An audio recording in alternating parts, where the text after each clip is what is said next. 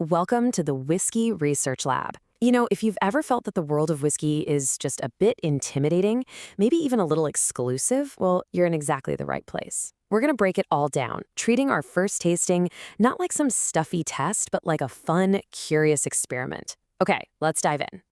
And honestly, this is the most important rule to remember. There are no rules. This is a total judgment-free zone. The whole point isn't to be correct, it's just to discover what you enjoy. This quote, it just captures our philosophy perfectly. So forget everything you think you're supposed to do, and let's get curious together. First things first, we've got to clear away some of the old, dusty myths that have been clinging to whiskey for way too long. I'm talking about the very ideas that often stop people from even giving it a try in the first place. So yeah, consider this our official myth-busting mission. Oh, this is the big one. I absolutely love this true story about a Glasgow taxi driver, a guy in his 50s who was completely convinced he hated whiskey. And why? Because he'd only ever tried it neat and just couldn't get past the burn. Then on a distillery tour, someone finally told him, hey, it's okay to add water. His reaction? It was beautiful. He missed out for decades, all because nobody gave him permission. So let's just make it official. You have permission. The absolute best way to drink whiskey is however you enjoy it most. Seriously, add water, add ice, add soda. I mean, around the world, people enjoy it in ways that might make a traditionalist's head spin, with green tea in China or with coconut water in Brazil. It's all about what works for you.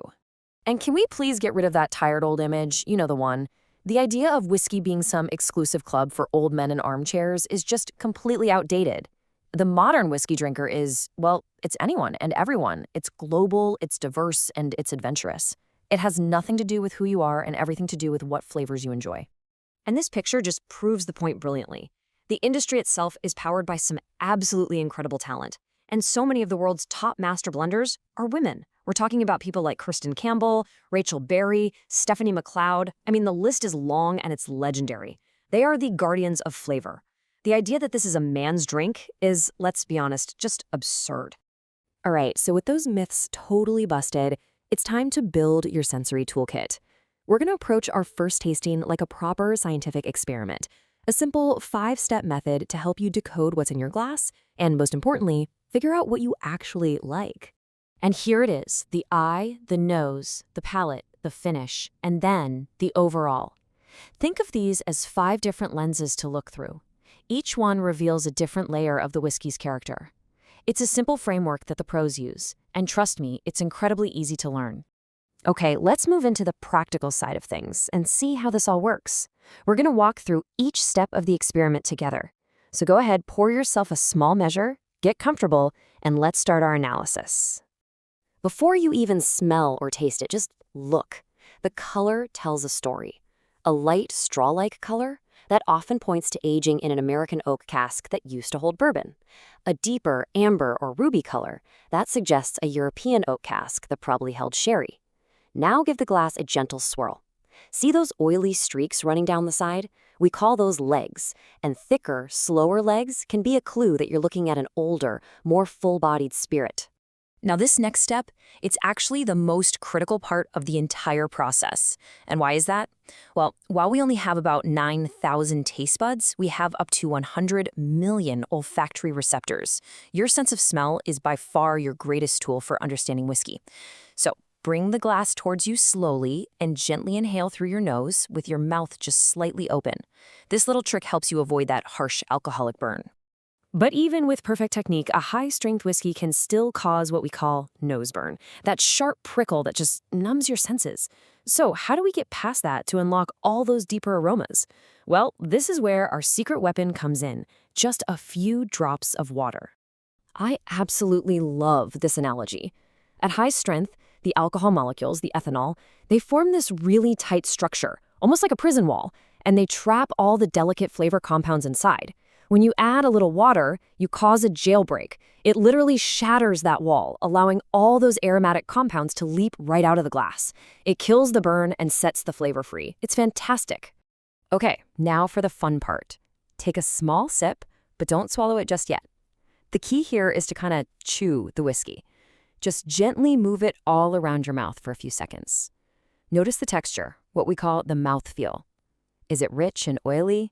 Does it coat your tongue, or is it maybe light and crisp? Notice the flavors as they pop up in different places. Sweetness right at the tip of your tongue, maybe some salty or sour notes on the sides, and spice or bitterness way in the back. So after you swallow, pay attention to the aftertaste. This is the finish. How long does that flavor hang around?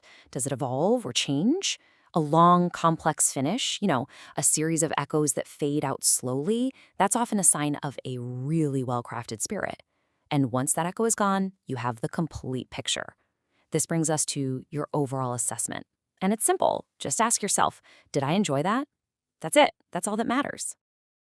As you start tasting more, you'll probably want a way to organize your thoughts. But you don't need fancy, obscure tasting notes. A simple flavor map is all you need to start building your own personal vocabulary and figuring out your preferences. We can pretty much group most aromas into 4 main camps. Are you smelling things like fresh-cut flowers or crisp green apples? That's fragrant and floral. Getting ripe peaches, apricot, maybe a hint of vanilla or cinnamon, you're in the fruity and spicy camp. What about dried fruits like raisins or rich toffee and dark chocolate? That's rich and deep. And of course, if you smell a bonfire right by the sea, you are definitely experiencing woody and smoky. See? Simple terms are always the best place to start. Okay, so with all this theory, where do you actually start? To put all this into practice, you really need a clear, actionable plan. So here's a suggested flight path, a kind of starter ladder to guide your first experiments and help you explore those flavor camps we just talked about. Think of this as your first research project. Start with something light and approachable, from that fruity and floral camp, something like a Glenfiddich 12. Then you can explore the rich and deep camp with a Delmore 12 to really see the influence of sherry casks. After that, maybe dip a toe into the world of smoke with Talisker 10. It has this wonderful peppery seaside character. And then, if you're feeling adventurous, you can graduate to a classic isolate peat powerhouse like Lafroy 10. This journey will tell you so much about your own palate. And as you do this, just remember, you're tasting so much more than just a drink. You're tasting a place, a history, a science, and a craft. This quote just says it perfectly. In that one glass, there's a connection to the barley fields, the local water, the exact shape of the copper stills, and the generations of people who perfected this art.